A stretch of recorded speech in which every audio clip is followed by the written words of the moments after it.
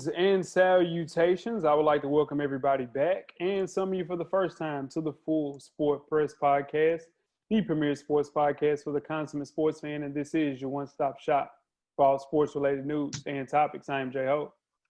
It's your boy, Big Jeff. Weezy in the building. Say what's up, Weezy. What's up? What's up? What's up? What it do? What it do? What it do? Coach like running the jewels. Say what's up, Cal. What's up? What's up, man? Everybody good? Everybody good out here? Sure, Coach, man. That's sir hard, Coach. He did the hippie piece, the hippie sign. Peace on earth. Hey, man, we need a lot of peace right now. A lot of peace and love right now. He did the peace on earth. Episode 323. We are analyzing 10 current NFL players. They got better after college. FSP style. Always FSP style. You better damn know. Ah! Damn it. Better Hey, damn man, we about 0 for 25 from the field. It's all good. Best It's of the the week. Zoom, man. It's the Zoom. It's the Zoom. It's the delay. We're going of to the get Zoom. it back. Once we get back in the studio, we're going to You get it back. damn right. Best of the week. Jeff, what you got? My best of the week is the first episode of 808s and Chair Shots has been recorded and is ready for you all to digest and check out. Shout out to my man, Neek. Shout out to the Full Sport Press for allowing us to do that. So I can't wait for y'all to hear and check it out. So, man. Me. Let's get it, for sure. Coach Locke, what you got? Man, I took my godson fishing the other day. Yesterday, actually, man. You know what I'm saying? We went out there, caught 3 nice catfish. Cooked them up, cleaned them up, fried them up. Fire. Had a good time, man. He loves fishing, man. So I always try to take him fishing, man, whenever I can, because he likes doing it. So we had a good time out there. I got a little tan, though, but my arms look crazy. But, you know, we had a good time. That's all that matters. That's all that matters. Weezy, what you got? I'm a week late because I didn't go last week, but I'm gonna circle back with it. Harmony's birthday, man. She turned 1 year old on me, man.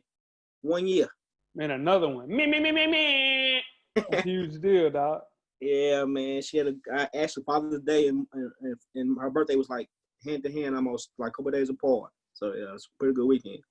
So, man, it's a big weekend for you, man. Happy birthday. My best of the week is Tua Tagovailoa, man. He was on live and informed his followers that his guilty pleasure music was indeed Shania Twain. The video caught the eye of Shania Twain, and she responded and said, "Guilty pleasure? You should be proud of your good taste, Tua." Tua responded and said, "You're still the one, Shania Twain." So that's one of her songs if you didn't know a little bit of Shania. So shout out to Tua Tagovailoa. Shoot, Tua. Shoot. Yeah, I say it's Tua shooting a shot. He shot it a different way. It wasn't a direct shot, but Shoot. Heat-seeking missile. He got a heat-seeking missile. Hey, listen. Flippers count. Hey, listen. You don't shoot, you don't score. Hey, Damn right. I've been shooting a long time. Man, yeah, right. Worst of the week, Weezy, what you got, man? Oh, my worst of the week, man, is this pandemic, man, is starting to flare up on us a little bit, get a little flare up. Mm-hmm. They just mandated masks, man. That's just if Jesus come, he need to come on, man. If he coming, he need to come on. Come on, man. I'm asking him, come on if you coming. That's just come on. That's my worst of the week. You got a mask, Weezy? I do. I got a couple masks. That's good. Good stuff. What you got, Coach? Man, I'm going to circle back to the fishing, man. You know, my godson was with me, but he didn't catch nothing, man. You know, he just got a few bites. So I kind of felt bad for him, man, because he didn't get to catch nothing, man. You know, even if it's just something small, you know, just to see him catch something would have been better. But, you know, he had a good time. I talked to him about it. I did show him how to skin and clean the fish, though, so he enjoyed that. He was really excited about doing that. So, but I hate he didn't catch it, man. He just got a few bites. Yeah, man, that's rough. That's rough. Let me lie. No. I caught maybe one fish in my life. So, you know what I'm saying? Yeah. I've only been fishing twice in my life. But, you caught one of them little small? Yeah, it was a little bit. It was a whole ass fish, man. I'm out about it too. Oh, man. Yeah. Shout out to my daddy, man. My worst of the week, struck out, man. It's more of a fresher than your average question. I struck out on both pair of low top questions that came out last week. How about that? Both pair. Man. The orange ones and the baby blue ones, man. It was classes when they released the first time when I was in high school. So I needed that. Hey Jeff, I think God is also looking out because you didn't need them, bro. Them ain't it anyway, so it don't matter. You ain't missing nothing. And Jeff, I'm hard, Jay. I'm hot at you. You ain't missing nothing, dog. My Man. worst of the week is Last Chance U. Netflix announced Tuesday they will close the book on the football seasons during its 5th season, as Last Chance U will transition to basketball in 2021. Season 5 follows Laney College in California and is set to be released on July the 28th. Netflix has not announced which exact program they'll do for basketball, but I've been told it's a California-based JUCO program. So we'll shout out see. to us, man. We reported this a while back, and you know what I'm saying, go back in the archives and check it out. We were deep in these streets. We reported this a while ago. Fact Wait, up. long time ago. Yeah, keep them going, Coach, for sure. Stat of the week. We have 2 stats of the week. So shout out to Bryce for the first one. In a story that seems almost too perfect to be true, Southern Cal alumnus and superfan Giles Pelerin attended 797 consecutive Trojan football games from 1925 to 1998. That is the model of consistency and dedication. So shout out to you, Giles Perrin. Woo, that's rough. He might need to get an honorary jersey or something. Something, yeah. Now he spent good bread. And for the second stat of the week, shout out to my guy Jameson for this fine.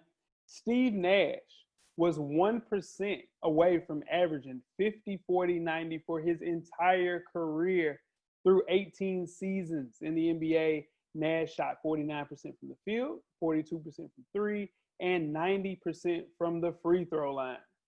So, hey, man, you guys are killing this stat of the week wise. That was a great find by both Bryce and Jameson. And shout out to both you guys for sure. Ooh, I know Steve Nash sick about that. 1% from that for a 1%. career. Does anybody agree with me? Steve Nash's worst career move ever was trying to go to the Lakers. That's the worst thing he could have ever done. He never did anything there. He was hurt, man. He was never. Man. They said Nash had been battling back and shoulder, knee issues his entire career. So he was just on his last leg in LA for sure. But I agree with you. Yeah, he was trash. He even messed up the Lakers. He cost Kobe a ring too. For sure. Yeah, he cost Kobe a ring for sure. Because I think they were going to try to find somebody else to sign right there. And dog, if it was somebody else that would have played a little bit more, I think they would have helped the team. You're right about that, Weezy, for sure. Make sure you check us out on iTunes, Facebook, IG, Google Play, Stitcher, Spotify, Beyond Pod, YouTube, and of course the SoundCloud page to catch up on the full archive of past episodes of FSP. Simply search for Sport Press Podcast. After you do that, make sure you check out the On Day TV Hip Hop Podcast with Animal Brown and Spike Lee every Wednesday. The latest issue is up, the Starlito Paternity Leave album review. Y'all make sure y'all go check that out and make sure y'all listen to that Starlito album. Great album. So y'all make sure y'all check all that out. Most definitely, man. Shout out to the home team. Fresher Than Your Average podcast, man. Me and my dog Animal Brown, self-help fashion podcast directly related to improving everyday fashion. We have an FTYA IG live show, FTYA Fridays, man. We're back this week. Pull up on us. Hope my guy AB got his Wi-Fi popping. We're going to get that going. We're going to speak that into existence. So we back this Friday. Wear your kicks. Cop responsible. Been a bad week for Realville Wi-Fi this week. It has, bro. It has. It's been legit lag. Yeah, no, for sure. Next week is our week for sure.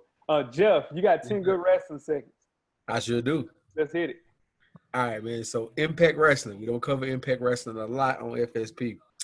But if y'all remember a few months ago, we reported that Impact Wrestling had their first woman win their main World Heavyweight Championship, Tessa Blanchard. Then like a month or two later, we reported that Tessa Blanchard also was on the racism kick and said some stuff that, yeah. So finally, Impact Wrestling realized they had to let Tessa go. After not reporting, not showing up to certain events, not answering emails, they finally relinquished Tessa Blanchard after 159 days of her being champ. So now she's the most coveted free agent in wrestling, but she's also a racist. So you got to factor in all that when you think about it. She probably won't get another job. That's a Carl Thomas. That's a Carl Thomas catch-22. You know what I mean? Even when you win, ultimately you lose. She's never been more popular up until she started saying some wild stuff. Then she said some wild stuff. Yeah, He had wild stuff. the balls to come out. Yeah. Anyway, man, that's rough, man. That's 10 good wrestling seconds. Tweet us with questions throughout the week at Full Sport Press. Don't forget to comment and give us a thumbs up or a thumbs down on the YouTube page, on the iTunes page. Please rate and subscribe. More importantly, don't forget to tell a friend. To tell a friend. To tell a friend. To tell a friend. That the revolution will be podcasted. And before we get started, the first half, Weezy, do you have a Yellow Box of Cheerios award recipient for the listeners? I do. This week's Yellow Box of Cheerios recipient is Deontay, heavyweight champion, got his ass whooped Wilder. Nope. Deontay Wilder. He's not the champion, I know that, but you know. It's okay. He's established himself as one of the best heavyweight boxers of his generation, boasts an exceptional record in the ring. But a video of the heavyweight boxer twerking to TLC's Creep has gone viral on social media in recent days.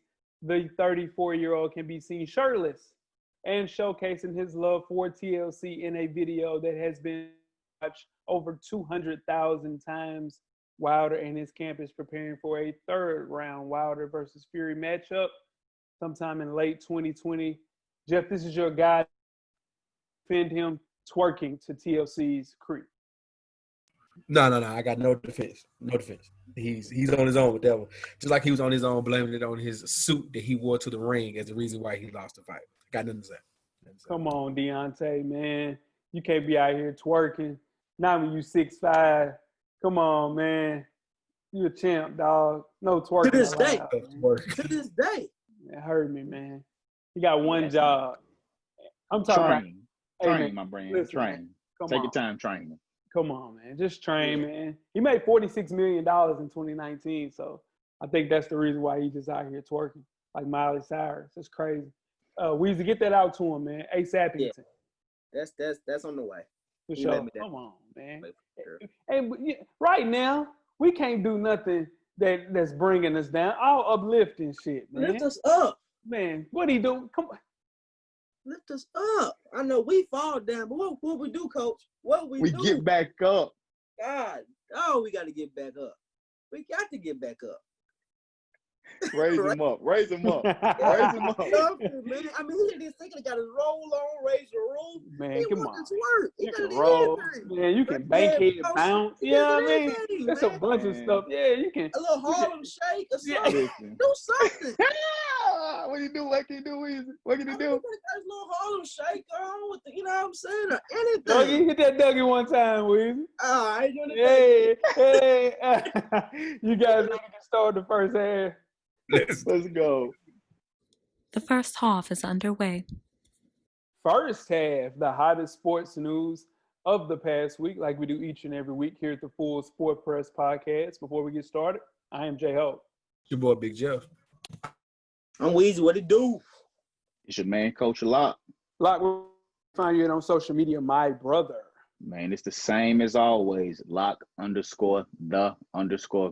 That's THA on Twitter and IG. Let me on Twitter.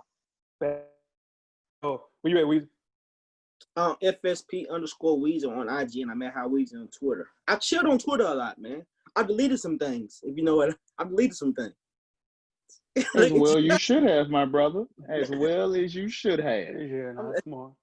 I'm changing. I'm not coming out the pandemic the same person I was. I deleted some things. Good. But some things. You know what that is, Weezy? Growth. You better know it. Jeff, where can they find you, my brother? J Easley 84 across all social media platforms. That's a fact. That is a fact. And I'm J Hove on Instagram and Twitter. Find me on Twitter. Let's have a conversation. Sure. And it is youtube.com/Full Sport Press Podcast. Join the team. That giveaway is coming sooner than you know it. Let's kick it off, man. First half. It's something probably never talked about in the first half. NASCAR. NASCAR said Thursday that after an examination of the Talladega racetrack, showed only one noose in the entire track. It's found in the garage of an African-American driver, the only African-American driver, Bubba Wallace. It was in his garage. The noose was first reported Sunday after Wallace spoke out against the prominence of the Confederate flag at his races, and NASCAR launched a full investigation. By Tuesday, the FBI claimed that the noose had been in the garage since October. And NASCAR said that after its own investigation had looked at 1,600 garage stalls across 29 racetracks and found 11 ropes with a pull-down rope tied in a knot. Only the one that found in Wallace's stall was fashioned into an actual hanging noose.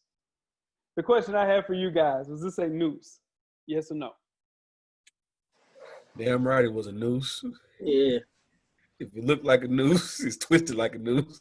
It's a damn noose. Like, I'm done, man. It's NASCAR. People are fighting because they don't want to let go of their Southern heritage and their flags and all this other stuff. It's NASCAR. You damn right it was a noose, like you said. Ain't no question about it. It's a damn noose. How is it that all these pull ropes are in these garages, but it just so happens that after this man speaks out about these issues, that he just happens to see a noose in his garage. Just right after he speaks on this. It's a damn noose. I don't like how they trying to cover it up and say it wasn't a noose. I'm glad the pictures came out so everybody can see it's a damn noose, because it's a damn noose. I'm right there with Coach Locke. It's a damn noose. They knew it was a damn noose from the jump, and they shouldn't have put a damn noose in this damn garage. And I'm done with it. And I'm right behind Super Pause. It's a damn noose. It's a damn noose. The FBI came out and said it wasn't a functioning noose, but in fact a noose. What the hell? If it's not a functioning noose, that means it ain't hung. Like, what the Right. Like, Yeah, I mean, somebody with that noose? Like, come on, man. Yeah, ain't no functioning noose. They got functioning noose. Pull A that noose is a over damn my noose. head. Yeah, you damn right it was a damn noose. And I just applaud NASCAR for being proactive. More proactive in less than a week than the NFL was in 5 years. That is the applaud that I give for NASCAR for at least saying, hey, allegedly, nah, it was a damn noose. You damn right it was a noose. Did it kill somebody? No, nobody hung from that noose, but it was a functioning damn noose. The noose, and that was left there as a message, the same message that people have been portraying through NASCAR for years. Is a damn noose, and it was a message from that damn noose. I was glad to see they walked with him. No, you know, everybody was behind him. Even though I know sprinkled in that crowd, it was some racists somewhere. There was some racists in that crowd that walked, but they knew they could not walk because then they would show their cards of who they really are. So they had to walk. But it was good to see everybody walk on him on the track and to see the I stand with him on the grass. That was cool. I'm glad NASCAR didn't do that. Like you said, NASCAR is doing it and handling it the right way for sure. Sure. Damn news, though. Hell yeah, it's a damn news. Right. All right, so moving on to some other sports. The all-male HBCU in Atlanta, better known as Morehouse, that competes at an NCAA Division II level, announced Friday that they are canceling all fall sports, which includes for that school football and cross country. Now, we all know because of the coronavirus that's going on that these things we're starting to see that we don't typically see. Now, the school said that they will honor all athletic scholarships for athletes impacted by the decision. And the school will also seek waivers to get an extra year of eligibility for the athletes affected by missing those games or seasons or dates. They haven't made a decision about what they're going to do about their winter sports yet, but more than likely, winter sports will probably be canceled too, in my eyes. They've joined other people that are doing this, you know, Bowdoin College, Division III school in Maine, along with Morehouse, are the first to do that. Will we see anybody else cancel their fall sports? Remember, I just want to go back. Remember we laughed at the like Harvard's and the Harvard's, what you call those schools?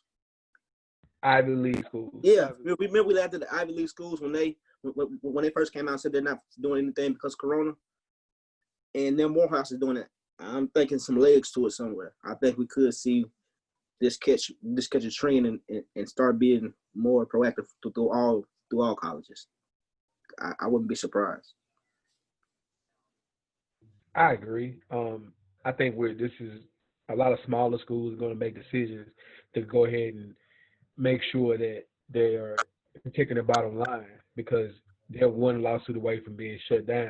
You get a bunch of kids come back like you had in Clemson, 26 kids get coronavirus just because you want to play a damn football game at a school like Morehouse or a school smaller than Morehouse. That school might not be open in the springtime.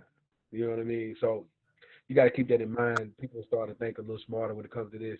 And we're going to see a lot of other dominoes fall. We just saw Tennessee State have to back out of the Detroit Classic this year because of the coronavirus as well. So this is just the tip of it. Pause. Super. And with the news with Morehouse, canceling fall sports, it came on right around the same time that the MEAC, one of the NCAA's 2 Division I conferences, composed of all HBCUs, was explaining that they would see another program leave their actual conference. So that's the 4th program in 3 years. With Bethune-Cookman deciding to move on to the SWAC, there are real financial issues that weigh in on these conferences. ESPN, they hold a contract for the bowl for a lot of HBCUs. So you have 2 of the MEAC's premier football powerhouses, North Carolina A&T and Florida A&M, both gone. That game pays out more than $1 million to each side. This is the reason why we need some of these superior athletes to go to these HBCUs, because they literally do not have the resources to accommodate this pandemic and what's going on. And they're going to be in this situation. Dude, football is a main primary source as far as money with programs. They need this money. Man, we got to get a way to get our superior athletes back to the HBCUs. Man, Morehouse is, and they luckily Morehouse is starting to see a lot of money come in. We saw the CEO of Netflix donated some money to them, and now they just got another $40 million to the study of coronavirus. So Morehouse is one of the schools that normally gets a lot of money donated to them, but you don't see that typically happen with HBCUs like that. So yeah, Morehouse is getting that, but your other schools are not getting it. Like Jeff mentioned earlier, Tennessee State. Like you said, they canceled the Detroit game, and they also canceled one of their biggest games every year, the Southern Heritage Classic in Memphis. That is one of the biggest games TSU plays every year. So losing out on that game, that's going to cost them even more money. Let's talk about being out of money. So moving on to the pro football, I should say. Disgruntled Jet safety, Jamal Adams, has requested a trade. The Jets are reportedly asking for a 1st and a 3rd round for Adams. It's a nice little haul. Although I did get out of the way in Madden, he's now Buffalo Bill on the Madden League. I was just about to say, Jeff, what did you give up for Jamal Adams, you slickster? I sure did. Proud of it. Good move for us. Anyway, so 2 questions I have for you guys. Is Adams worth it? And where do you think he'll start the season? It's no question that he's worth it. No question that he's worth it. I mean, his position looks like he's just a safety, but he's a dynamic playmaking safety. You can put him up as good as a linebacker. He can blitz from anywhere. He can, guard any linebacker, wide receiver, anything. And Jamal Adams has come from a tradition of winning. LSU, he's winning. In high school, he's winning. He it's hard to deal with losing like that. I don't care how much money you get. It's hard to deal with losing like that when you come from winning. And I just think I think it's all about winning for me. I really do. He might want to go back to Dallas because is he from Dallas? He from Texas or something? Okay, well, I could be wrong, but he might want to go back to Dallas because that's his favorite team or something. But it's all about winning, man. He wants to win. He wants to be at a high profile team. The Jets just ain't it right now. They're just not it. Yeah, he's from Louisville, Texas. So, okay, see, you probably grew up a big Cowboys fan, but I think the timing for Jamal Adams was 100% wrong. He's been unhappy since fall 2019 when there were trade rumors going about. So with so much uncertainty involved in this NFL season, playing out as far as salary caps for a player like Jamal Adams, who is going to demand $20 million, Jeff, hey, you're going to have to spend $20 million a year to pay him when he reads up on that contract.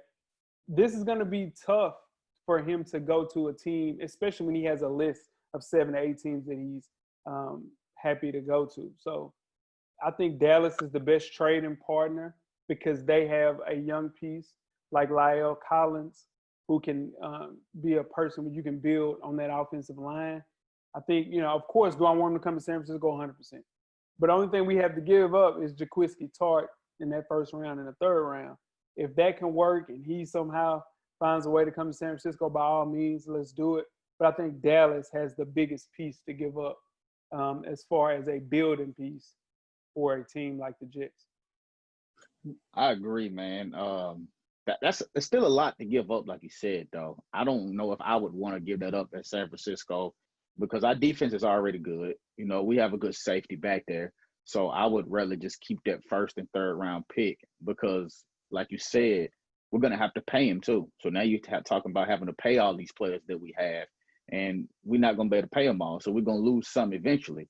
So even though he's as good as he is, I see him going to Dallas. I can see Dallas with spending all that and giving up what they want to get him. Sometimes you just got to go all in on 1 year like I did on our mad season. So. Yeah, we'll see, Jeff. Yeah, but see, I think Jerry Jones, just the Cowboys, period. I think, like, if he goes to the 49ers, it wouldn't be as valuable if he goes to Dallas and win now. If he goes to Dallas and they win now, that'll make Jerry Jones so much money for 5 more years to come down the road off this one championship he got now. They're still celebrating the championship they got in '93, in the '90s. That's why their fan base still think they're the shit now because of all the shit they got in the '90s. So I just don't think it's valuable for him to go to the 49ers and mess up that building, that rebuilding that they're doing with the already good defense. And then it'll be more valuable for him to go to the Cowboys to me if you go all in. We shall see, man. I'm sure probably by the time you guys hear this, he'll be traded to the damn Jacksonville Jaguars or something weird like that. Yeah, they're going to bleep all this shit out. Right. Before we get started with halftime, let's talk Boogie Cousins as the NBA prepares to restart the 2019-20 NBA season on July 30th in Orlando, Florida, in the bubble. Teams are available to make transactions to prepare for the restart of the season. On the top of that list of available players, Boogie Cousins, coming off a torn ACL that limited him to 0 games this season so far and being cut from the Lakers late in the season. Should Boogie Cousins come back and play in the bubble? Absolutely not for me. Absolutely not. If I'm Boogie, I'm so far away from this bubble, it's crazy. I'm running from this bubble. And I'm running from and I'm saying this because Corona, but really in my head, I know I'm not ready to play. But I'm saying, oh yeah, I just don't want to trust it because of coronavirus. I'm saying all the good things, but deep down, I know I'm not ready to go play in this bubble right now, and I ain't played in 2 years and come off an injury. He ain't ready to play, man. Plus, he trying to get a contract in the next couple of years. Stay away from the bubble, Boogie. Stay away from the bubble. Watch it on TV. I agree with you, Weezy. I wouldn't play either. Because coming back and playing in this bubble is too soon. When you're coming off an injury like that, you need some games under your belt to get back into form. He's not going to have a lot of games to take to get back in the form that we've used to seeing with him. Now, is he going to be able to bounce back from that injury? We don't know because he's a big. It's different when you're big coming off that kind of injury. But if he comes back and plays in that bubble, there's no grace period. There's no early games in the season for him to get going. When people come back from injuries in the regular season, it's 82 games. People take games off. It's everybody's trying to get the game form and game shape because they've been working out, but it's nothing like getting in game shape by playing a game. He's not going to have that typical time that he would have going and playing this bubble. So I agree with you, Weezy. I would sit it out for sure. I agree 100%. Just there's no positive out of it to me for him to come back and risk a third injury. This would be the third straight. Well, he got hurt earlier this year, but if he comes back now, rushing back, it'd be a third injury. There's no need for him to do that. Just take this whole bubble thing out, because I don't think the bubble's going to finish anyway, but that's a whole nother story. Take the whole bubble out and wait till next year, to the next season, whatever that may be, and then get you, a 1 year prove it deal and get back to being Boogie. I couldn't disagree more with you guys, man. That's crazy. That's crazy. Yes, he should come back and play, and I think he should do it with the Washington Wizards. When Boogie tore his ACL, it was right around this time last year. So he has a full year. It takes 8 months to get back from an ACL injury. He is at right around 11 to 12 months. He is ready to play right now. This can give him 2 weeks of film that he has not had to sign a lucrative deal for 2020, 2021. The last film that we have for Boogie Cousins, which you guys want him to go and sign another 1 year prove-it deal with, was when he was in the finals in Golden State. And in spurts, he did look good, but you could tell he was playing on one leg. After suffering 3 very significant injuries, Jeff, like you mentioned, over the past 2 years, we don't have a clue if Boogie can still play. This was the same player. One of the time was the best players in the entire NBA at the center position. He turns 30 in August. He cannot sit out this time right now. He needs to play. You go out there, you have 2 weeks worth of film. The Wizards aren't going to win any games, but you have film of you killing. You can sign a lucrative deal with 2 weeks of film, dog. He's been working out and saying that he's, like everybody's saying Boogie looks good. He's been working out. He's lost weight. Kill with these 2 weeks with Bill. Prove your worth, man. I think this is the only way he can get the money he deserves. Let me say something real quick to Jay's comment. In this bubble, all these players' mentality, which I don't know for sure, but I think this is how they're going to look at it. You know how you have to wire something, and then you play one-on-one, and say I get the best of you that first game, right? Say I get the best of you. And you say, all right, running back. When that running back comes in the hand, that's how all these players are looking at this season. They running it back. They ready to play, dude. I don't think. I mean, it's all playoff ball. Every game matters. It's like, come on, let's run this back. I'm finna beat your ass now. And Boogie, he just ain't ready to play, bro. I'm surprised you taking up for him after an injury. Usually you like take 6 years off. You just come off an injury, and I'm surprised you even taking up for him. Well, at 30 years old, he turns 30 in August, dog. This is it. This is it, man. He's gonna have to prove that he's worth a lucrative contract. Instead of signing these last 2 years, he's waited it out, tried to do the thing that you guys are telling him to do, and he signed 2 1-year prove-it deals. Got injured on both. Prove your ass in this damn bubble. Kill. Go to a team where you're going to get the most run. There's no bigs in Washington. Go there, kill for 2 weeks. You know you're not going to play the whole time because the team's garbage. You average 18, 19, and 9. Like, oh, Boogie's back. You can sign a better deal compared There's no way he's going to average 18 and 19 and 9. He averaged 16 and 8 when he played with the Warriors, Weezy. Huh? He averaged 16 and 8. Look it up. I wouldn't bet any amount of money he don't average 18 points in his bubble if he averaged 16 and 8 on one leg. You don't think he can average 18 and 8, 18 and 9 on 2 good legs? Not in this bubble with people ready to run it back. I don't think so. We'll I don't see. think so. I just hope if he plays, that he looks good. Because if he goes out there them 2 weeks and looks bad, it's over. He can cancel it. At least, If he goes and starts the season after this 1 year prove-it deal and he's playing with the Pacers, he looks bad, he's really done. Let's be honest. Boogie's not a max player no more. That's over with. The max player is over. I think that's done. We don't think that's. Does anybody agree with me? He's not a max player no more. I don't know about that. Hey, at 30 years old, man, with the skill set that he has and how good of a basketball player he was prior to those 3 really big injuries, we don't know that. If he comes back and go in this bubble and average 19 and 9, that ain't gonna happen. We'll see. You guys ready to get started with halftime? Let's do it. We're at the midway point. Enjoy all of the halftime festivities. Halftime, in case you missed it, Adrian Peterson plays for the Washington football team. He wants to play 4 more years in the NFL. In 2024, Adrian Peterson will be 39 years old. His desire to continue playing could be in part that he's chasing Emmitt Smith and his all-time rushing record. Peterson sits with 14,216 career rushing yards, which is 5th all-time, 4,000 behind Emmitt Smith for the all-time record. Peterson would have to average right around 1,035 per year to pass Smith in 4 seasons. AD rushed for 1,042 in 2018, and with Washington, he earned 898 last year. Should AP play until he's 40? He gonna play till he's 40. Probably shouldn't, but he is. Like I always say, man, AP is one of these, superhero type of transformer type dudes, man. Human beings like Terrell Owens and Bo Jackson. They just got them bodies like, that just don't break down. AP is still valuable to this day.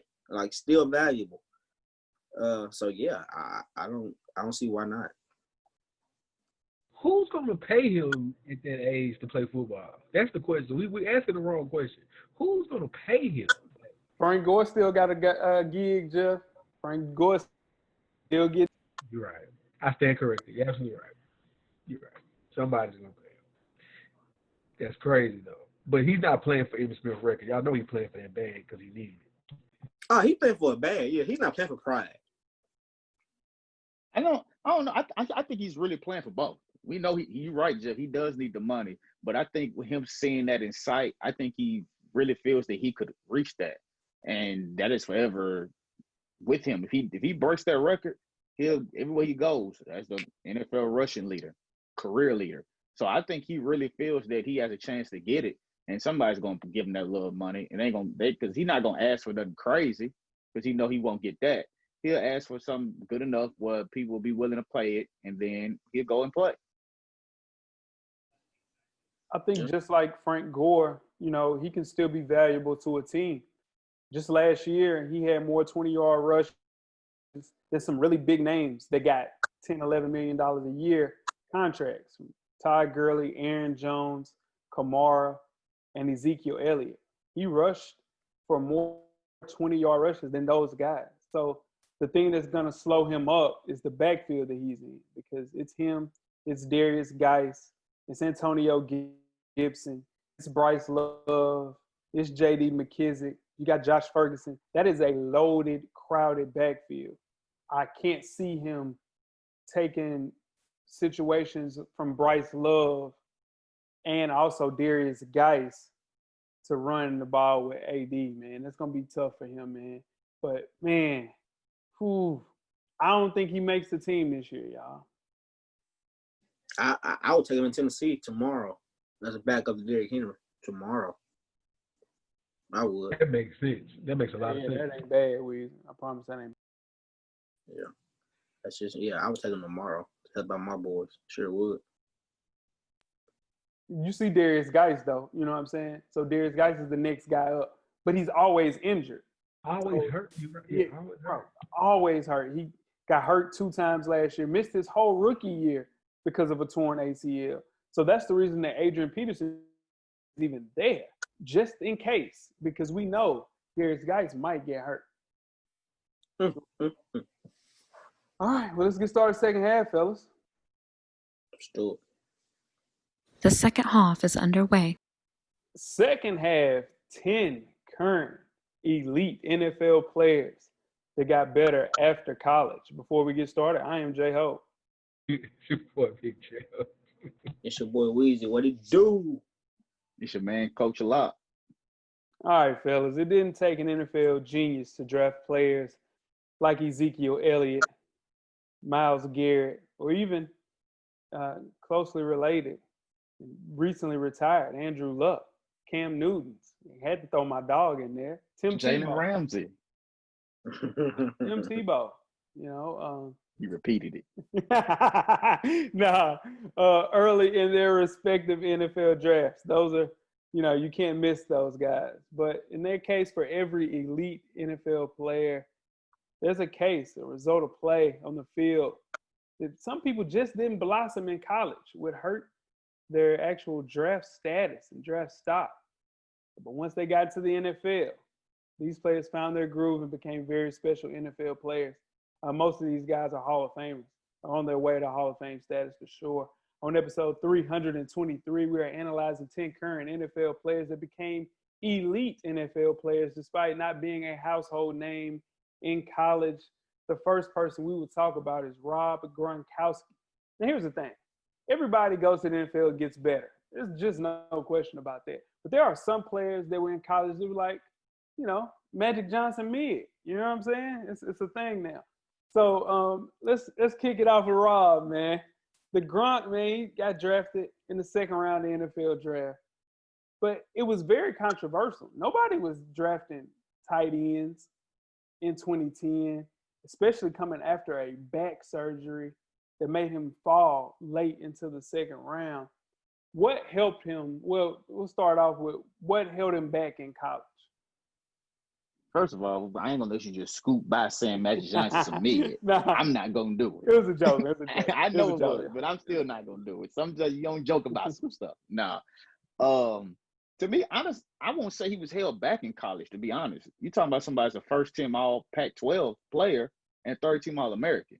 Now, it could have been better as far as the All-American, but still first team all Pac-10, that lets you know that you're still doing some things right. Like you mentioned, his back injury, that held him back for sure. Anybody has a back injury in football, you're going to have questions raised when it's time for the draft to come around. But going into the NFL and playing with somebody like Tom Brady, it's going to naturally help you because Tom Brady has made players that we don't know look good. So you're talking about a player that's known, and then you in a system like that with great offensive coordinator minds that put you in the right positions. He's bound to be great playing in that system and with Tom Brady. Here's the age-old question I would ask you, Weezy. Is it more of Tom Brady being great, or is it more of Bill Belichick's greatness? See, that's remaining being seen this year. We're gonna be able to tell that this year. That's how we're gonna be able to tell that. I mean, them being together, we can't really say. I think it's more Belichick than Brady myself, but we'll see. We'll see. I think you had a visionary coach who was able to put two tight ends together. The gentleman who we don't mention on this show that went to Florida, that we're not gonna bring up. Rest in peace, Chico. Rest in peace, Chico. Okay, whatever. Yeah, you put those two together, and you're able to come up with a dynamic offense that no one has seen before. So that's what helped Gronk the most to me when he came to the league, was that the game was changing. You were putting tight ends running wide receiver routes on the field, and most safeties and damn sure no linebackers are fast enough to keep over that. I'm gonna come behind Jeff on that one. Pause. This is what happened with Gronk. This is why he slipped to the second round. First of all, he didn't play in a big conference in college. Like the Pac-10 is a big conference, but back then, that's when the Pac-10 was viewed as like soft, and it was like, they was throwing the ball up and down the field. So it needs somebody like Bill Belichick to take a chance on him. Bill Belichick took a chance on him, and he made when Gronk went to the Patriots, he made people start looking in college for tight ends. That's when tight ends got popular. So it was almost like the first of its kind. I'm not saying, people before, Shannon Sharp and all them, they were great too. But that made them like, let's just look for these tight ends. That's, these oversized players as animals. I don't care where they come from, and let's see if they got a shot. That's a good point, Weezy. I like that. That's a good point. Probably one of the first of his kind. Gronk was a dog. Still is a dog. We'll see. Let's move on to Jason Peters. We had to show Jeff some offensive line love with JP from Arkansas. What held him back in college with his 4 years at Arkansas?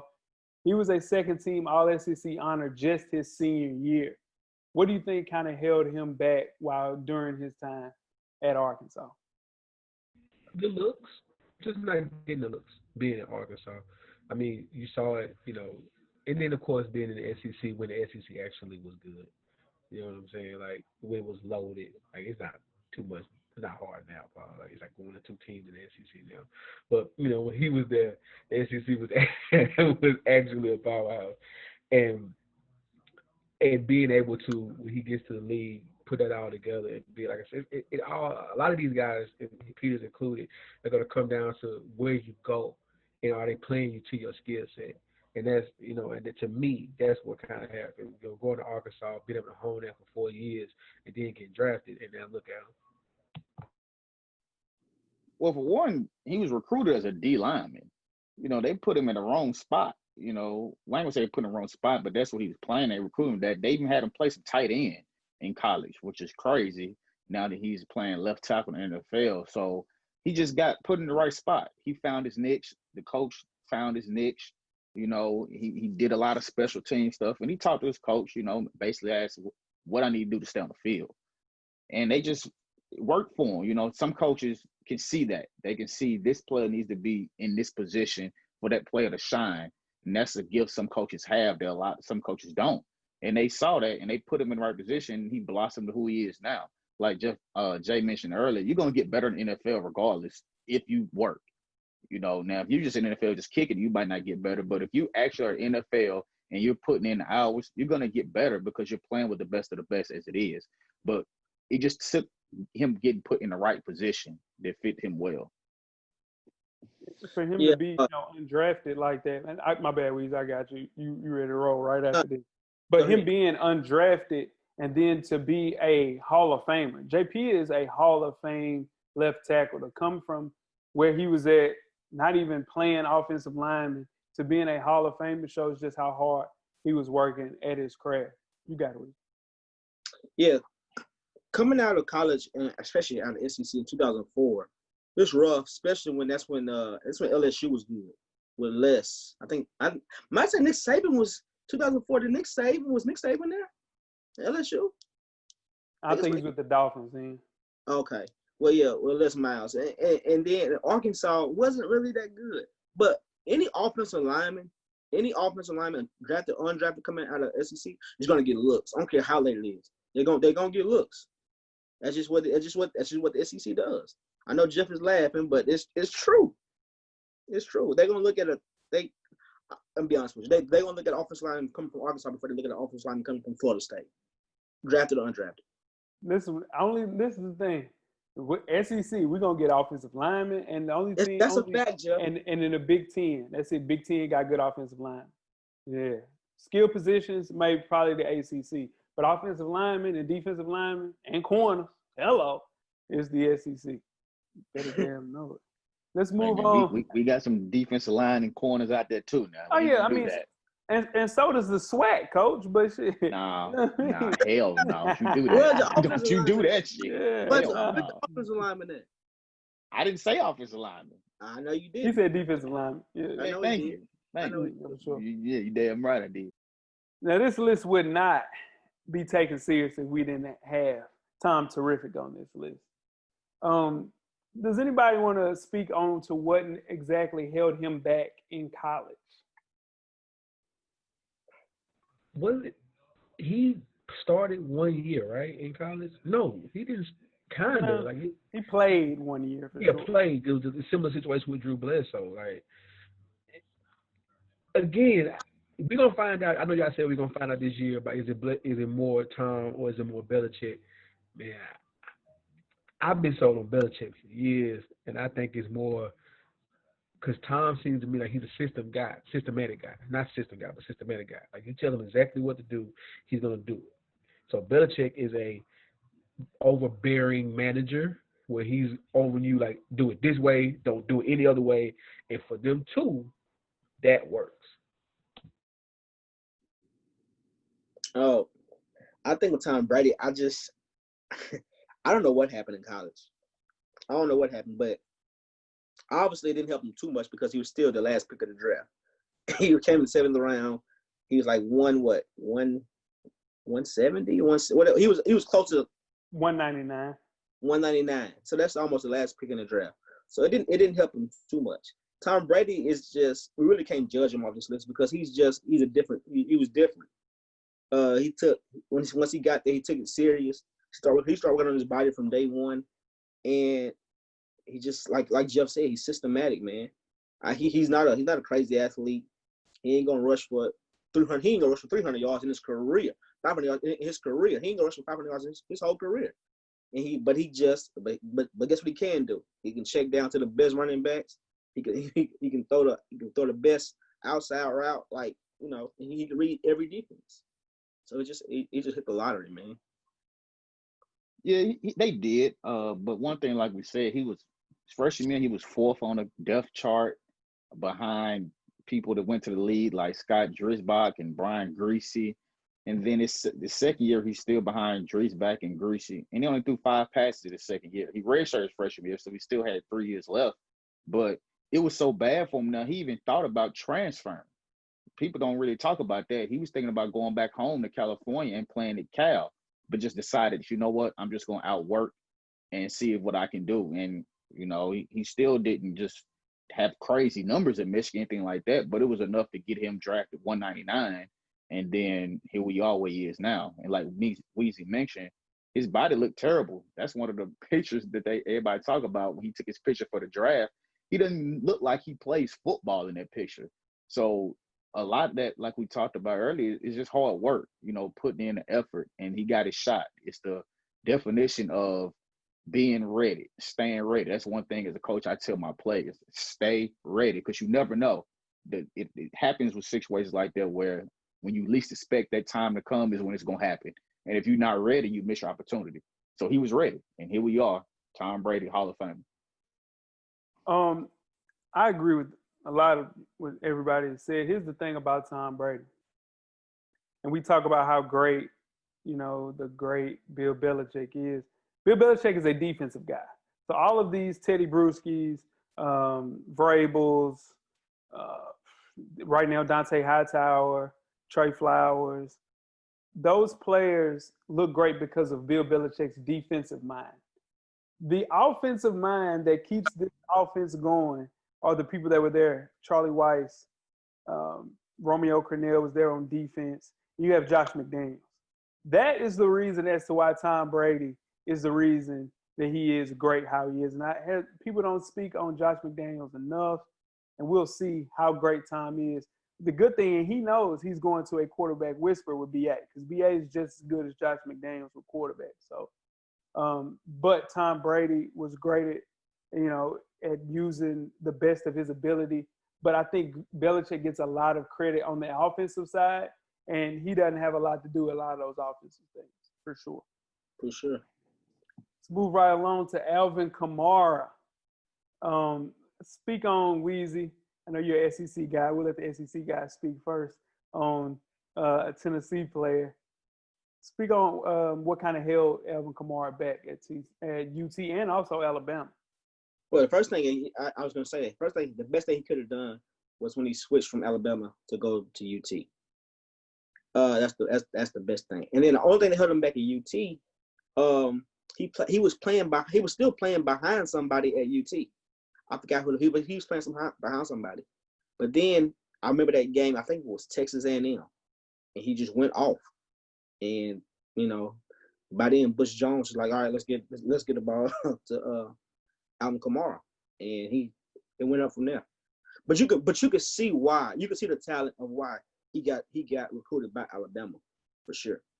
Yeah. So him going to Alabama, he was projected to be their number 2 running back as a freshman. Then he had a knee surgery, and that removed him out of the rotation. He transfers, goes to JUCO, then goes to UT. He was okay at UT, but never elite. He never reached 700 yards, double-digit touchdowns at all. So that third-round grade that he was drafted at, it was appropriate. But him going to the NFL, which I'll let everybody else speak on, that is the reason as to why we see Alvin Kamara right now, because of the system he was going to. Just like Jeff said at the beginning of the second half, it's all about where you go and how they use you when you're there. I agree. Like, not to sound like what we said, dead horse, but you think about it, like Kamara, like going to UT helped. And I remember that game. Like, it was like from that point on, it was a wrap. Like, he was the man at UT. It was his ball, on 80% of the carries. Like, it was just that moment on. And then going to play with Drew Brees and Sean Payton in New Orleans, it just factors into helping his skill set. That's exactly what I was going to say, Jeff. It's a perfect offense for him. You know, that's slinging the football around with Drew Brees, catching the ball out the backfield. You know, he was just in Luce's back. He showed why Alabama recruited him and why he went there. Because you got to think about it. You're talking about Alabama. They're known for their running backs. You're not going to Alabama as a running back if you're not good. So it just shows how good he was, and he was able to really expose that and show that in the NFL with Drew Brees. You know, he had a down year compared to what we thought he would be, but everybody knows how good Alvin Kamara is. He just needs to stay healthy, and he'll be the Hall of Fame running back he can be. You know who was in front of Alvin Kamara in Alabama? It's Kenyon Drake. And T.J. Yeldon and Derrick Henry. That is nuts. All NFL backs right now. And if you look at it, Kenyon Drake and Calvin Kamara, it's the same player. That's the same. They do the same thing. They do the same exact things. Yeah. And the thing is, even with Kamara, then we'll move on. I think New Orleans realized that they overused him these last couple of years. And it's a situation, too, if he can stay healthy, they have to find a way to get another back in there to kind of spell him the same way that they used Mark Ingram. Because that's when we saw Kamara at his best, being a number one pseudo-2 to a great running back. So they need to find a way to use two running backs, or if not, he's going to always stay injured. We'll never see the Alvin Kamara we saw his rookie year. Hell no. Let's move on to Weezy's guy, Patrick Mahomes. Weezy, what held back Patrick Mahomes to not be the pseudo number one overall pick in the draft like everybody? If we did a redraft of that 2017 draft, everybody would pick Pat Mahomes number one. What held him back in college not to get that number one spot? What held him back in college was Cliff Kingsbury was a new college coach, and he was trying to make him into this Aaron Rodgers right off the bat because he saw the talent, and he threw a lot of interceptions in college. He threw a lot. He was a baseball player. He threw a lot of interceptions in college. But he was good. But I think it's the same year. Ain't that the same year that Deshaun Watson came out? Yep. So nobody was really paying attention to Texas Tech when Deshaun Watson was doing his thing. It was that, and then also I think the experts, when they were doing his draft review, never focused, because he was so innovative as far as like throwing passes side on, throwing different ways because of the baseball. Then, like you said, Weezy, they were using that as a knock against him. Right. Mm-hmm. Anybody else, it would be. You know what I'm saying? But because it should be. You shouldn't, as a quarterback, you want to make the most accurate throw you can. I totally agree. But that was used as a knock against him, which in turn, when it manifested into three of the greatest seasons we've seen, or two of the greatest seasons we've seen from a quarterback, now you look like a fool. But when he was coming out of the draft, it made sense to say those things.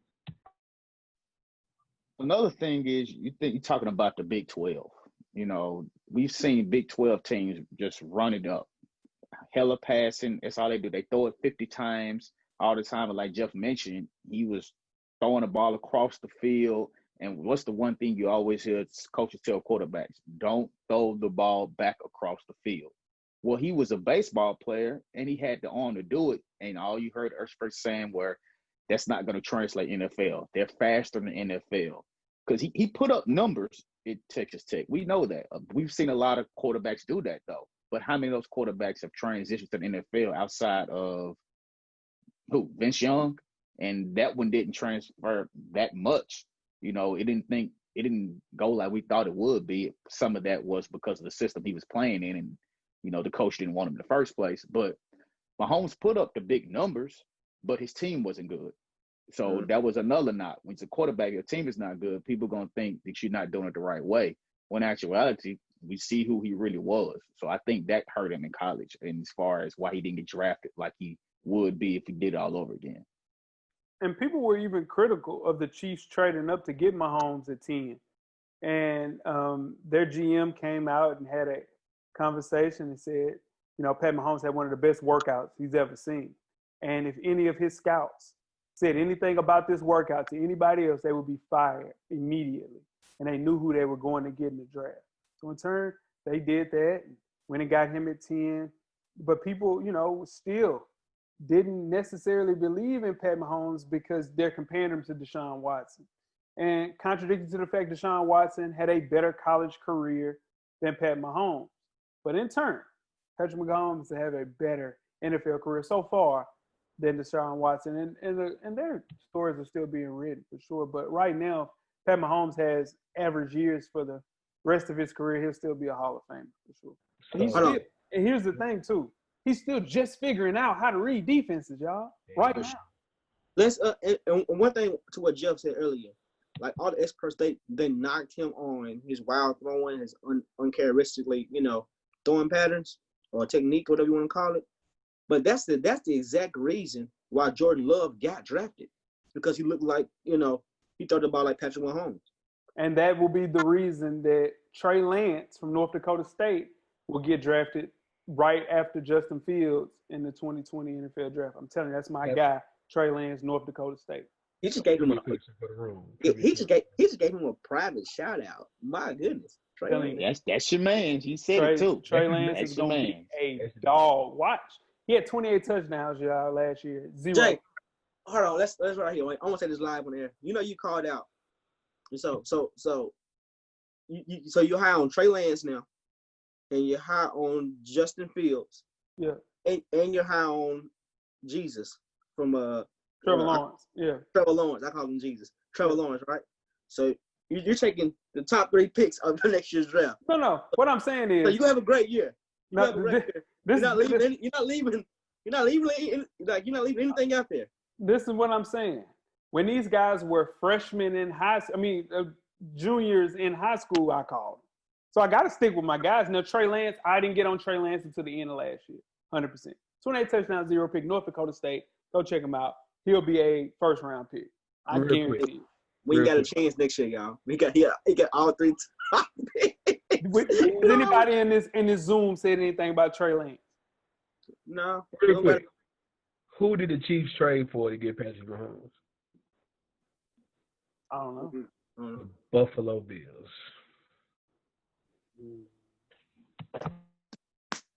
Dang.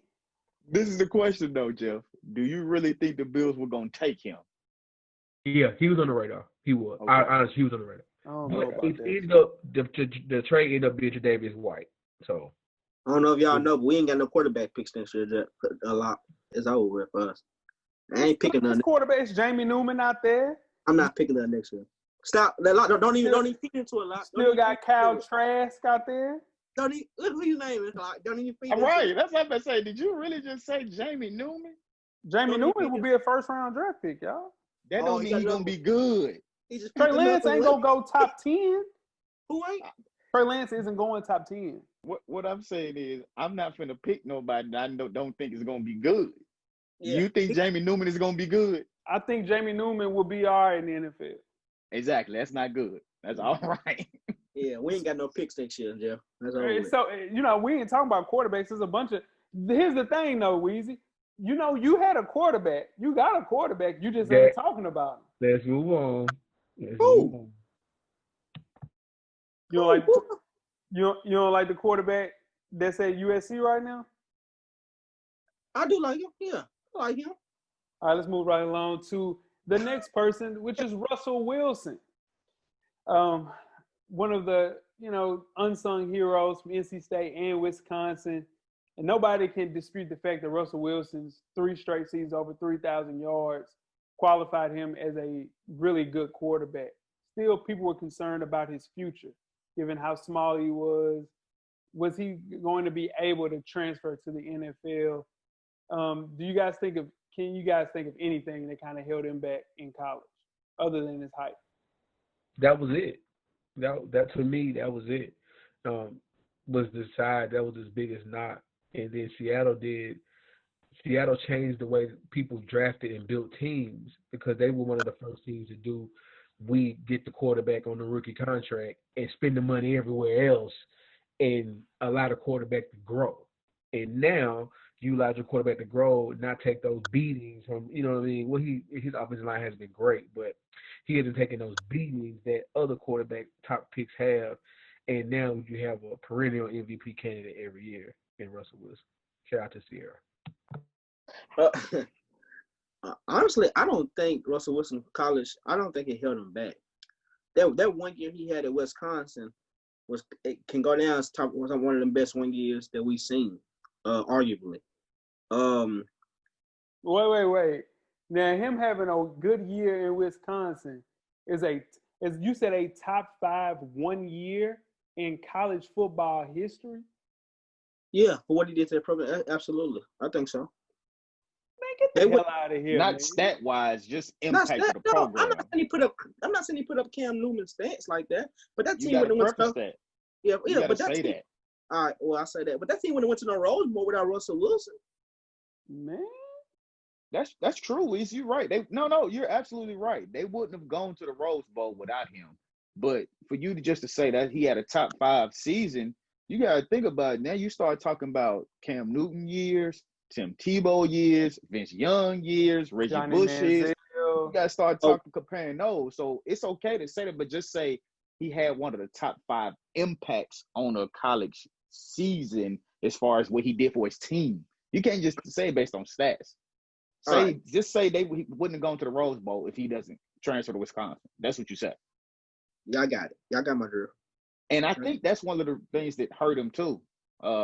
Scouts looked at him as he's already small, and then he transferred from North Carolina State to Wisconsin. So what is it that he left? Why did he leave here? Could he not win the job, keep the job there?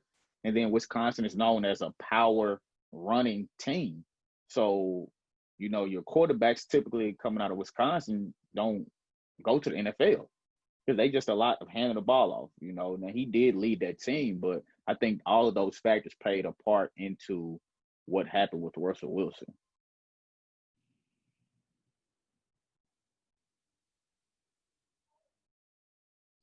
Waiting on y'all. I know. Are you upset? You bad. Then I was sure. And then Russ came in and took that gig.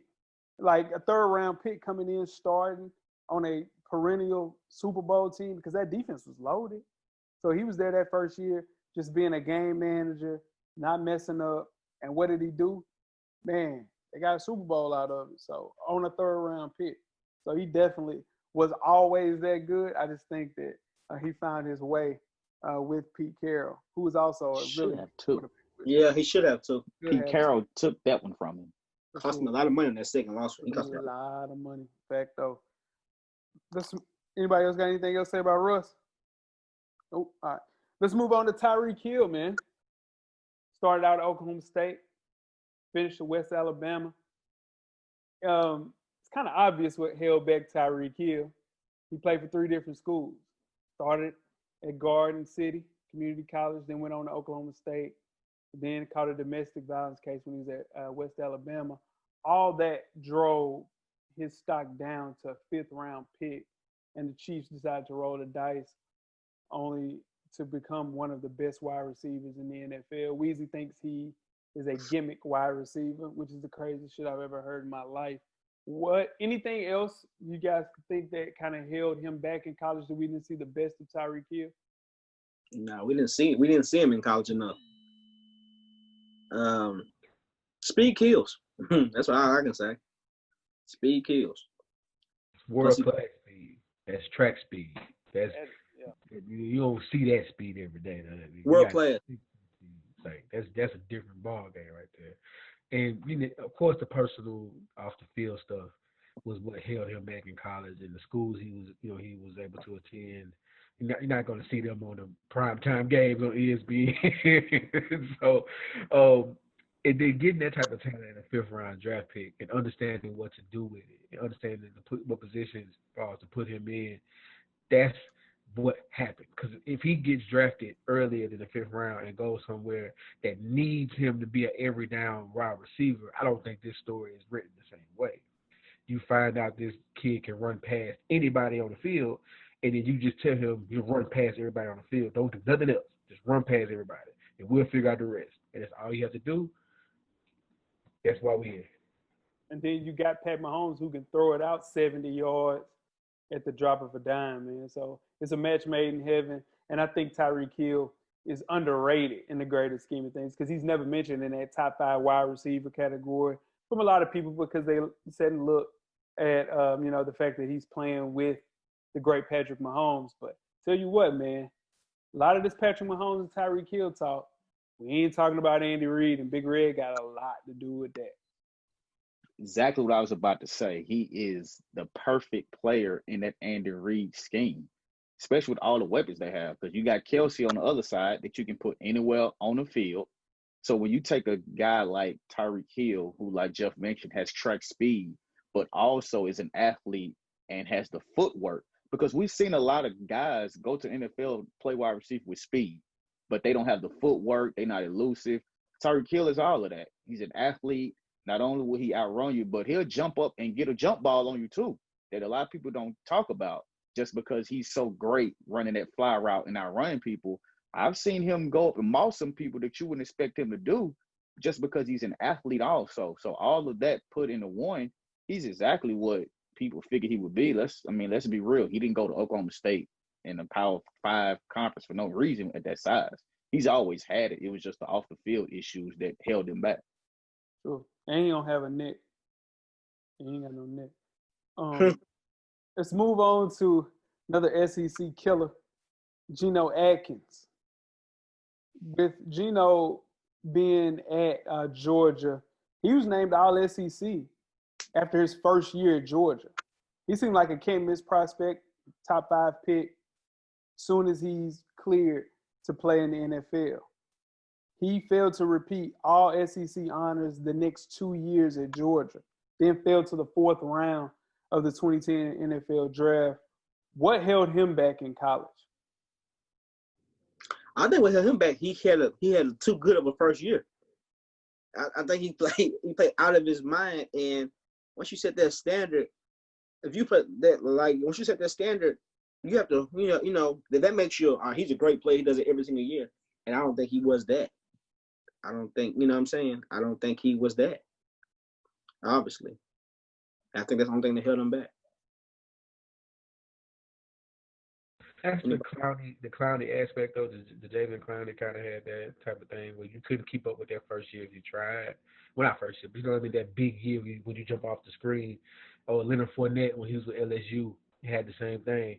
That first year where he was unstoppable out of the backfield, and then you spoil us as consumers of the product of sports, like thinking that's who you are every play, every down. It's like that's a lot to expect from somebody, a college kid. You know what I mean? So that's what happened. It's like the kid was great, and he still had a decent college career after that great season, but he just didn't live up to that hype. Yeah, he didn't live up to that hype at all. His last 2 years were nowhere near the first year. And then I think in 2010, that was a year for defensive tackles. That's when Sue got drafted and Gerald McCoy got drafted. So you had other players who were coming off of great years that year that helped put them ahead of him. Then his size, 6'3", 310, he's not tall as a D tackle. I think that kind of played a part in it. But, the talent eventually came out. Working in NFL eventually helped him become the Hall of Famer he's going to be. Sure. And Geno Atkins, along with Aaron Donald, revolutionized the small D tackle in the NFL. Without those two guys, you're looking at Sue. You're looking at your guys like Gerald McCoy, these big, monstrous dudes, 6'5", 6'6", that are beasts. Then you look at Geno Atkins, 5'10", 5'11", Aaron Donald, 6 feet at that, come into the league and are straight bulldogs. So they revolutionized the game, and I don't think Geno Atkins gets enough credit for what he brought to the NFL game, being an undersized D tackle, and found his way to kill, man, in Cincinnati, and he will be a Hall of Famer for sure. Let's move on to Richard Sherman, man. Moved on and went to Stanford. The funny thing about Richard Sherman, he was never supposed to have an NFL career like this. I mean, you get to Stanford, he was a wide receiver. He was a 3-star recruit. He was a wide receiver. And he went and asked Coach Harbaugh, how am I going to play here at Stanford? Because if not, I'm going to leave. He decided to pick up the other side of the ball, and the rest is history. What kind of held Richard Sherman back in college? Okay, I'm gonna answer that question too, Jay. But I want to like applaud him for doing that, and I applaud Stanford for allowing him to do that too. Because I always wondered how defenses were going to counteract those big receivers. Like you didn't really have the bigger corners on the, and I understand the technique aspect of it because your hips got to open up more, the gait and things like that. You want to be close to the ground. I get it. I understand that. But Weezy mentioned the term earlier, and Coach Locke said you get mossed as a receiver, as mossing you. Like you need a bigger corner and allow Richard Sherman to convert from wide receiver to cornerback at his size. That's what, to me, that we were talking about players whose size has hurt them from college going to the pro. To me, what helped Richard Sherman the most was his size going from college to the pro, was that he was not your prototypical 5'9", 5'10", 5'11", maybe 6-foot corner. He was 6'3", had some size on and decent speed. I think the only thing that hurt Richard Sherman really coming across that Quad is because he went to Stanford, played in the Pac-10. If he went anywhere else in the SEC, or even ACC at that, by being that size and being as skilled as he is, he'd have been gone. He'd have been gone quick. But he wanted to go to academic-based institute. And I think playing that Pac-12, it wasn't really a lot of corners playing the Pac-12. Still not to this day, really. Great corners anyway, so that's what I think. Yeah, it's just on your. I don't know if y'all do that. I don't know if y'all do that or not. There's great football being played outside of the SEC. I don't know if that. I know, Jeff. I definitely know for sure. I definitely know. But yeah, I don't think nothing held him back, but him having to change positions. It started late. If he would have gone into Stanford playing that position from the jump, it wouldn't. He would have had a lot of more film at that position. Even though he had great years when he did change to those positions, it still was, like Jeff mentioned, you didn't see a lot of big corners like that. But I think his smarts, being intelligent on the field, helped with that. And then we saw early in his career that scheme helped him out a lot too. He didn't have to go chase nobody around. He stuck to that one side, played in a great defense. Like Jay mentioned earlier, that Seattle defense was locked down, especially when you have a safety over the top like Earl Thomas and my man's, what's the other safety over the top? Cam Chancellor. Guy, yeah. Yeah, so it's a lot easier to play that corner when you don't have to chase to the other side and you have those two safeties sitting over the top of you. Don't get me wrong, Richard Sherman is good. I give him that, but it's just a lot easier to do that when you have two killers sitting over the top of you playing safety. And the thing is with Sherman, just like another great cornerback, you recognize, okay, I got to find my way to get on the field. And Joe Hayden never played defense his entire high school career, not once. Joe Hayden never played defense. So he gets Urban Meyer, and he's like, hey, how am I going to play football at Florida? And I knew that name was going to get brought up. What did he do? He came in, started as a freshman at cornerback, became one of the best corners in SEC history. And the rest is history, coming from a player that has never played defense. He played quarterback in high school in D.C. And you go to Florida and play cornerback, you just got to be a special athlete, play 11, 12 years at a position that you've never played. And it just shows how smart and how much of a great athlete that Richard Sherman is, because he says the game is slowing down to him now in 2020. And to go from unknown to elite, Richard Sherman is the epitome of that. 5th-round pick, man. That's crazy, crazy, crazy, crazy. Shout out to Joe Hayden. Real quick, who does he mention out of nowhere more? Deshaun. Remember that Deshaun Kaiser year on the show where it was every episode we had to talk about DK? Or is it Deshaun Kaiser or Joe Hayden? Who gets mentioned more out of nowhere than those two players? Well, I mean, Joe Hayden, come on, man. Proof's in the pudding. He's a Pro Bowler. He's 11th year. Let's move on, man. Move right along to Aaron Rodgers. The list would not be complete without a player like Aaron Rodgers on this list. The former junior college quarterback, Cal quarterback, never won all conference awards in the Pac-10 at the time, but still found his way. What held him back in college in the Pac-10? He came up in that Matt Lyon and USC era. That's what he did. And that's exactly what held him back. He went to junior college, and them boys was one of the 50 on their opponents. That's what held him back. Buzzsaw. And you think about it, he wasn't highly recruited. You know, he went JUCO. So, you know, going JUCO and then going to Cal, you know, he didn't have a lot of hype coming out of high school. Didn't nobody really know who he was until he had the year he had at Cal. So like Weezy mentioned, you coming from JUCO and going to Cal and then playing in that Pac-12, and then his height, he wasn't really tall as a quarterback. You know, back then quarterbacks were tall. So all of that played a part in holding him back. But as we see, he is who he is now. And then it didn't help. Once he did get to NFL, he had to sit behind Brett Favre for a while. That also slowed him down, which I think in the end it helped him because he was able to sit back and develop and watch Brett Favre, watch how to be a quarterback. You know, sometimes it's not good to get thrown right into the fire as a quarterback in NFL. Sometimes it helps you to be able to sit back, observe, watch, and learn from someone. And then once you get into the starting lineup, now you just take off and pick right up. He got to learn the system as a pro for 3 years, watch a team get built behind an aging quarterback, while that aging quarterback still kept them in contention, and then step in and lead the team that was already built for him. You know what I'm saying? So I think that helped in the ways that we can never, ever overstep. Like him being able to sit, and then right when Brett Favre is ready, or not ready, because he played two more years after, maybe 3, after he left the Packers. But him being able to step in with a team that's ready made for him, and they have not to deal with those expectations, but know the offense, know how to run the things, and is right there catered towards him. It was perfect for him. That's why he had a perfect situation where he just stepped into a Ferrari. He stepped into a Ferrari, and that's how he got that Super Bowl so early too. Sure. I think one of the biggest travesties in professional sports is Aaron Rodgers only having one NFL ring.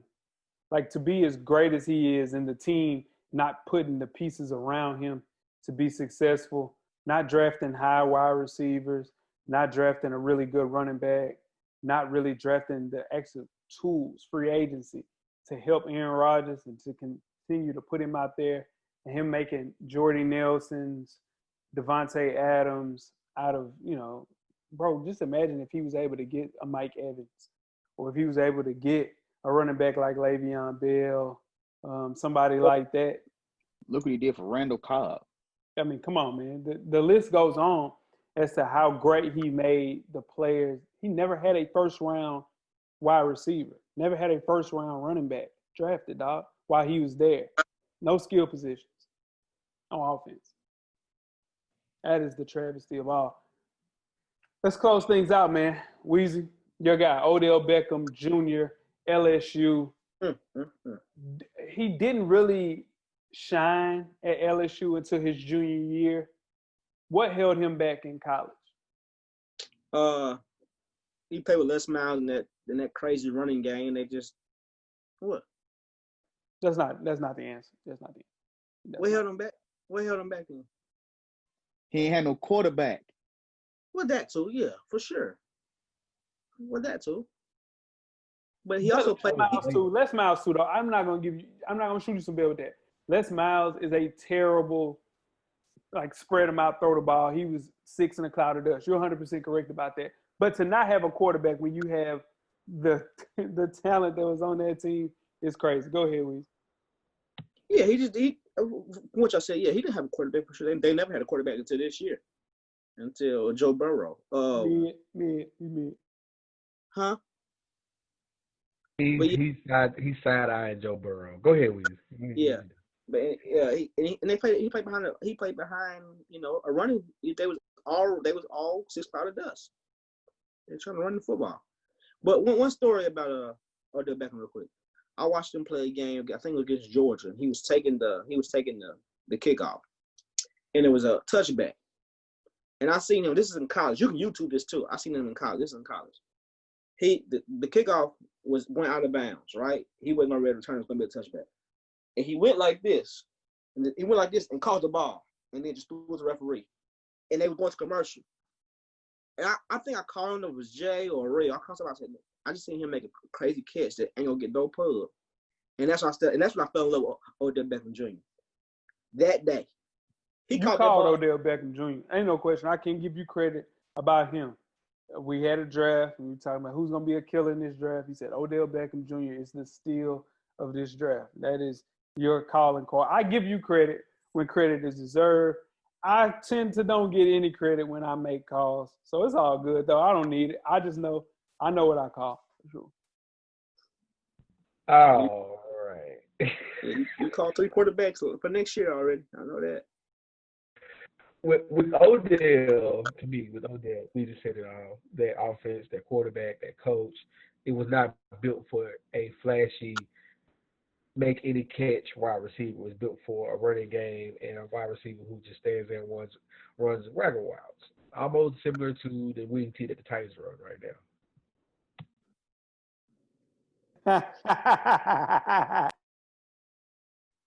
You had to know that was coming, Weezy.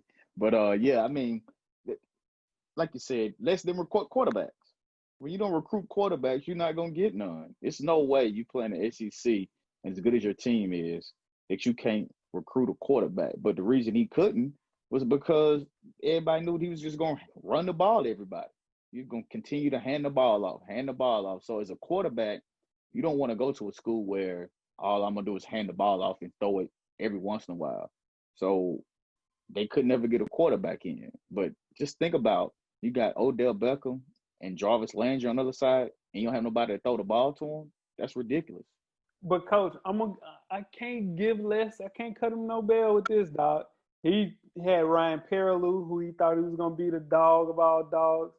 He had a bunch of mediocre Coker brothers and Clausen brothers. Listen, he had some players that were supposed to be, transcendent talent. They said Ryan Perrilloux came out and said that he was going to win 3 Heismans at LSU. He did? Yeah, no, for sure. Yeah, So he did get Jamarcus Russell too, though. Did he get Jamarcus Russell? Yeah, he had. He fooled Ryan Perrilloux fooled me. You know, he clearly fooled everybody. This is the thing. He had players. He just can't develop quarterbacks, and that is a talent that only goes to a couple of coaches in NFL in college history. And Nick Saban ain't one of them. Les Miles ain't one of them at all. I thought that was another segue for Urban Meyer, but I'm gonna say, whoa. Listen, Braxton Miller. Listen, Braxton. You got JT Barrett. You got Urban Meyer. Jones. I'm not gonna let you say that. Urban Meyer's not a quarterback whisperer. He's not. What? I'm college. What we're talking about is college. No. Urban Meyer is an offensive great mind. That for he his system. Position. His system. That's what that is. Why you think his quarterbacks never turn into nothing in the NFL? Yeah, Urban Meyer can do something for his system, but not as a quarterback. No. Here's the question I have for you guys, and then because we run way long. Is Urban Meyer a college coach or is he a professional coach? Just the same thing. Just answer the question. College. Okay. So in turn, let's just keep it a bean. Coach K has players in the NBA. Listen. Jay, no. I'm not gonna listen to that shit because you're the first person to always say that. Man, I'm judging them off their career in the NFL. I'm not just going to show. You always say that, so no. What we're talking about is good college players. That's his job. That's his job. Tim Tebow is the best college quarterback we've ever seen. That was his job. I wish this thing freeze up right now. It won't freeze when it needs to freeze. I wish this thing would freeze up. Because that is another show, the Full Sport Press Pod. I just don't understand. We have to. I get it. I do it all the time, right? I do it all the time. I say all the time. Oh, he's gonna be terrible. He ain't gonna be nothing. Oh, we know. In the NFL. That's right. But we can only grade these coaches off of what they develop in college. That's what we can do. If they develop them so great in college, they would be good in the NFL. That's not true. That's not true. It is true. Because Tim Tebow is one of, if not the best college quarterback we've ever seen, right? He didn't develop him to be a good pro. This is the thing. Give me a coach that developed NFL players, bro, at the quarterback position. Your coach, mean? that's at Florida now. Your coach is at Florida now. Bro, those dudes, listen, nobody does that. You get quarterbacks to play your system. There is no way that you can sit and say, oh, okay, I'm going to get Weezy to play quarterback, and he goes to the damn Jacksonville Jaguars. He can't play in the Jaguars system. That's watch what Joe Burrow look like. Watch. You better hope. Oh, I know. I feel real good about that one. Let's go on. So, another show. We Another appreciate good it. one. That's a great show, man. Listen, y'all don't know how close we were to not even having this damn show. Man. A great show. A great show, man. Very informative. Let us know. Did we forget? We couldn't have a list of 15 to 20 people. So we picked 10. And we got 10 of the – and I think all of these guys will end up being Hall of Famers. Even Alvin Kamara. I really do. I think so. If he stays healthy, I can see that for Yeah, sure. If he stays healthy. 100%. Yeah, man. We appreciate everybody retweeting, liking, telling a friend, checking us out on YouTube, checking us out everywhere. We appreciate all that love, man. Keep telling a friend for us, please. Sure, and tune in to our IG Lives each and every Wednesday. It's a great time. It's fun times. And, for sure, tune in. You never know what we're going to get. Some people have been doing podcasts 5-6 years. Can't close out a IG Live. Unbelievable. Now, tweet us with the questions throughout the week at Full Sport Press. Don't forget to comment and give us a thumbs up or a thumbs down on the YouTube page. On the iTunes page, please rate and subscribe. But more importantly, don't forget to tell a friend. To tell a friend. Tell a friend, man. Trust no fucking body. To tell a friend to be looking out for that giveaway also. For sure, a lot. Weezy. Everything paid for, baby. It is. Jeff. The camera is always on. It 100% is. Coach Locke. Get a drummer song. So, man, the revolution will be podcasted. Cameraman, we are out. Life moves pretty fast. If you don't stop and look around once in a while, you could miss it. Thank you for listening to the Full Sport Press podcast. And don't forget to tell a friend to tell a friend.